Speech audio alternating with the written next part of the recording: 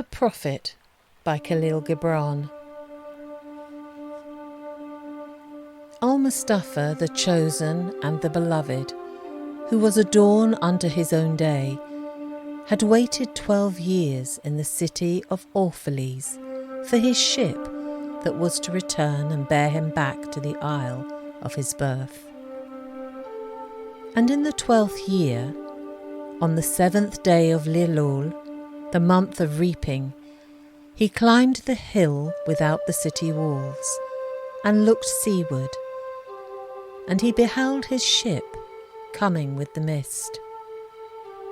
Then the gates of his heart were flung open, and his joy flew far over the sea. And he closed his eyes and prayed in the silences of his soul. But as he descended the hill, a sadness came upon him, and he thought in his heart, "How shall I go in peace and without sorrow? Nay, not without a wound in the spirit shall I leave this city. Long were the days of pain I have spent within its walls, and long were the nights of aloneness. And who can depart from his pain and his aloneness without regret? Too many fragments of the spirit have I scattered in these streets, and too many are the children of my longing that walk naked among these hills. And I cannot withdraw from them without a burden and an ache. It is not a garment I cast off this day, but a skin that I tear with my own hands.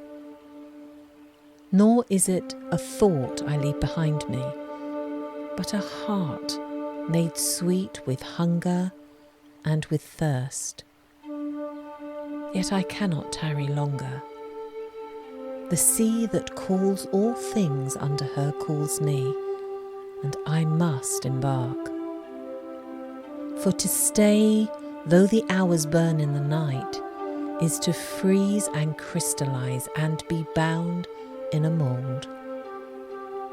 Fain would I take with me all that is here, but how shall I? A voice cannot carry the tongue, and the lips that give it wings. Alone must it seek the ether, and alone, and without his nest, shall the eagle fly across the sun. Now, when he reached the foot of the hill, he turned again towards the sea, and he saw his ship approaching the harbour, and upon her prow the mariners, the men of his own land. And his soul cried out to them, and he said, "Sons of my ancient mother, you riders of the tides, how often have you sailed in my dreams, and how you can come in my awakening, which is my deeper dream. Ready am I to go, and my eagerness with sails full set awaits the wind. Only another breath will I breathe in this still air, only another loving look cast backward. And then I shall stand among you, a seafarer among seafarers, and you, vast sea, sleepless mother, who alone are peace and freedom to the river and the stream. Only another winding will this stream make, only another murmur in this glade. And then I shall come to you, a boundless drop to a boundless ocean."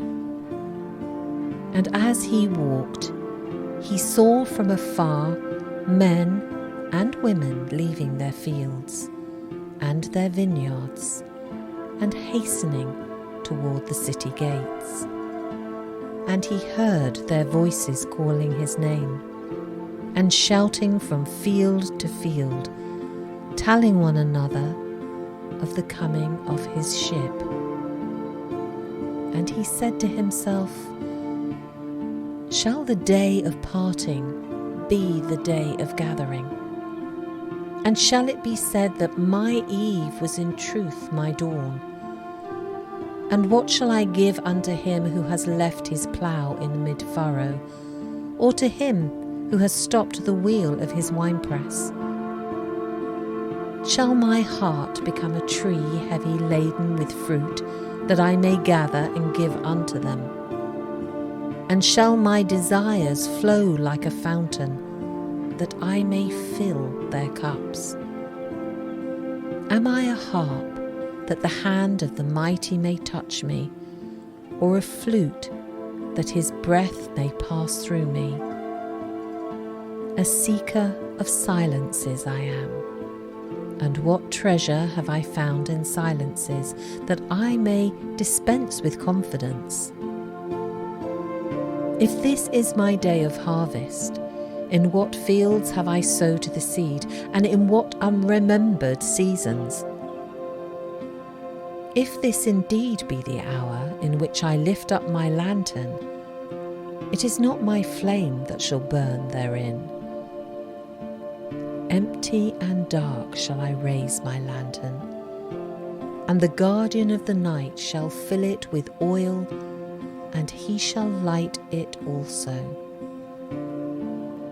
These things he said in words, but much in his heart remained unsaid. For he himself could not speak his deeper secret. And when he entered into the city, all the people came to meet him, and they were crying out to him as with one voice. And the elders of the city stood forth and said, Go not yet away from us. A noontide have you been in our twilight, and your youth has given us dreams to dream. No stranger are you among us, nor a guest, but our son, and our dearly beloved. Suffer not yet our eyes to hunger for your face. And the priests and the priestesses said unto him, Let not the waves of the sea separate us now, and the years you have spent in our midst become a memory. You have walked among us a spirit, and your shadow has been a light upon our faces. Much have we loved you, but speechless was our love, and with veils has it been veiled. Yet now it cries aloud unto you, and would stand revealed before you. And ever has it been that love knows not its own depth until the hour of separation. And others came also and entreated him, but he answered them not. He only bent his head.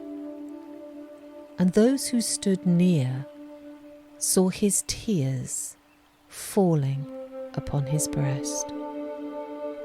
And he and the people proceeded towards the great square before the temple. And there came out of the sanctuary a woman whose name was Almitra, and she was a seeress. And he looked upon her with exceeding tenderness, for it was she who had first sought and believed in him, when he had been but a day in their city. And she hailed him, saying, Prophet of God, in quest of the uttermost, long have you searched the distances for your ship, and now your ship has come, and you must needs go. Deep is your longing for the land of your memories, and the dwelling place of your greater desires. And our love would not bind you, nor our needs hold you. Yet this we ask ere you leave us, that you speak to us and give us of your truth. and we will give it unto our children, and they unto their children, and it shall not perish. In your aloneness you have watched with our days, and in your wakefulness you have listened to the weeping and the laughter of our sleep. Now, therefore, disclose us to ourselves, and tell us all that has been shown you of that which is between birth and death. And he answered, People of Orphalese, of what can I speak, save of that which is even now moving within your souls?